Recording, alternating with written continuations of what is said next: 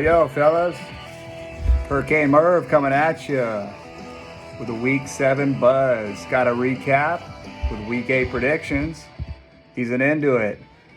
Well, so far we're rolling along with a lot of teams. A lot of teams healthy and many teams plagued with injuries. We're almost halfway there through the season. Still got a ways to go. Sorry about that. Just got to adjust here. Lighting's a little shitty.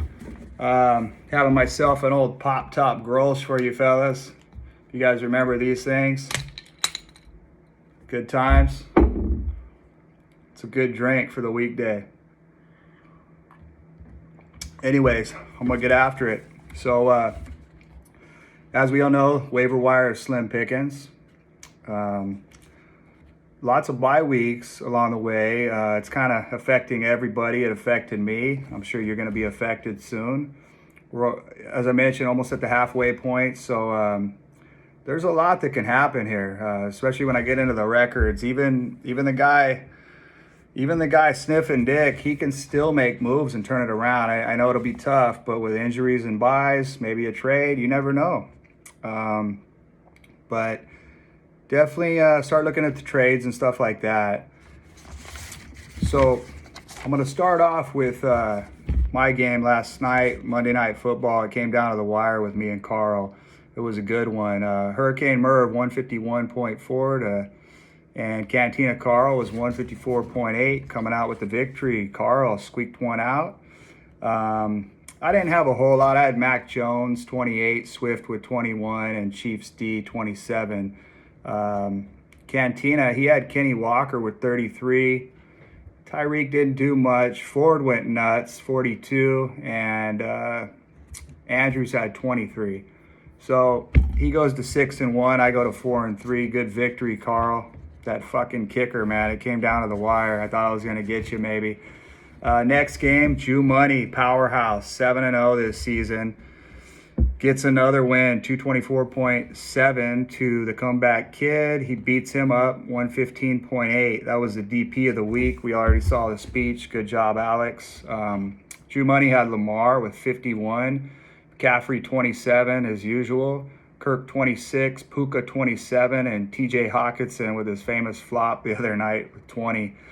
Comeback kid, he had Johnny Taylor. He's making a comeback, 26. St. Brown, he's a top 5 receiver, 27, and Waller 23. Not bad for your tight end, but man,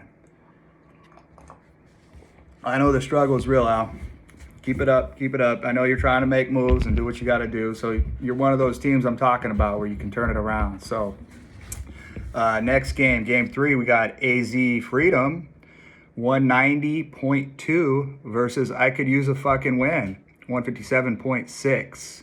AZ Freedom takes a win, goes to 4-3, and Ruben, he's in last place, sniffing that cock pretty good, 1-6. I mean, he still put up a good number. It's just, man, 157 seems about average in this league, so average don't cut it most of the time. AZ Freedom had Saquon 27, ETN 28, Addison went nuts 57.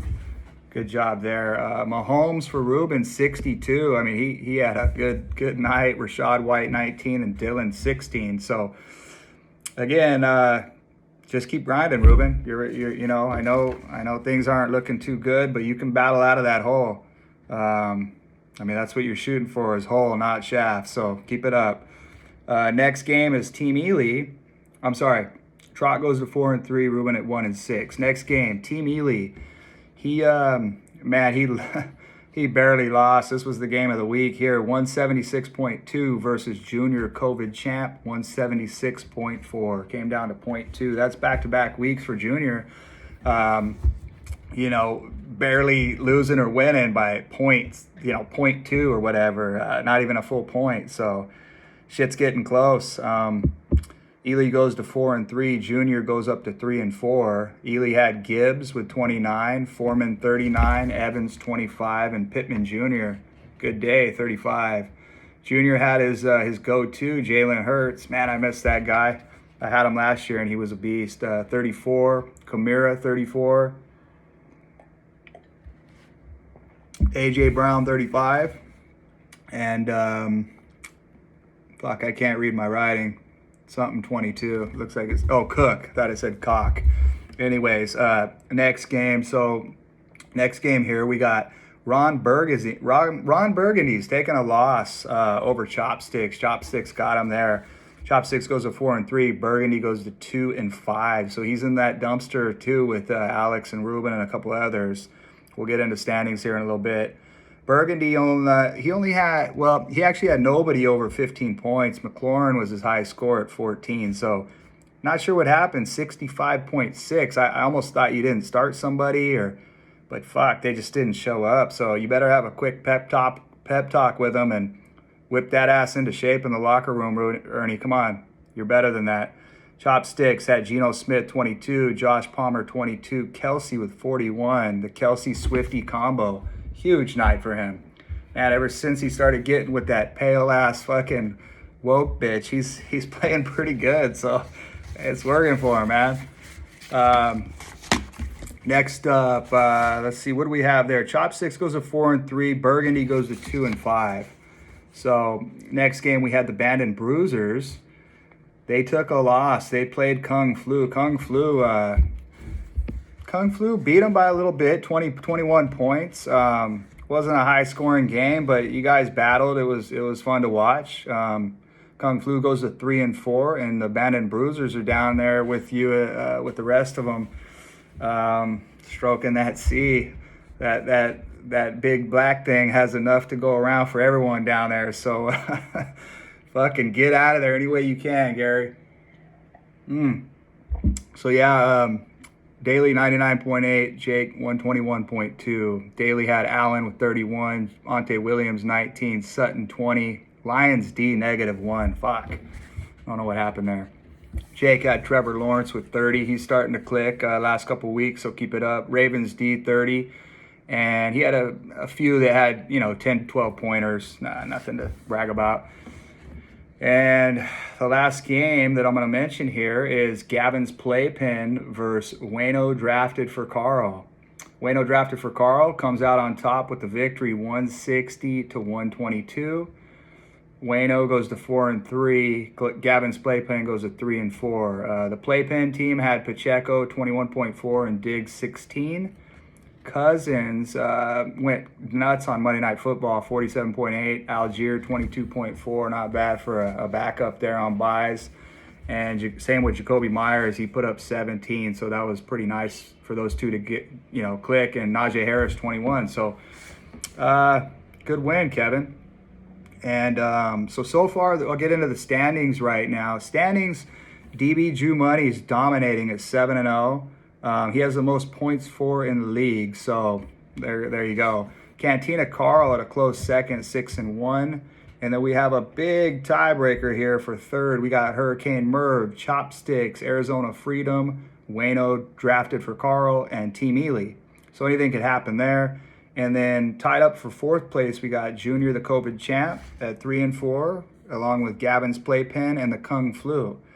Fifth tied up, we got the Band and Bruisers, Ron Burgundy's, and the Comeback Kid all at 2-5. And then last place, we have I Could Use a Fucking Win at 1-6. Poor Ruben, he has most points against. I mean, that's where it's at. So, I mean, hopefully you played those hard teams, you're out of the way, and you can start making a run here. So anything could shift. Cantina Carl and Jew Money stand out. They got quite a lead on most of us. But who's to say we can't make a run here? So I'm gonna fucking sure try. I'm gonna try to make some trade offers here pretty soon. But we got to do something, guys. I need a quarterback. So if anybody's interested, take a look at my roster. I know Kevin made an offer, but I didn't really like it. But anyways.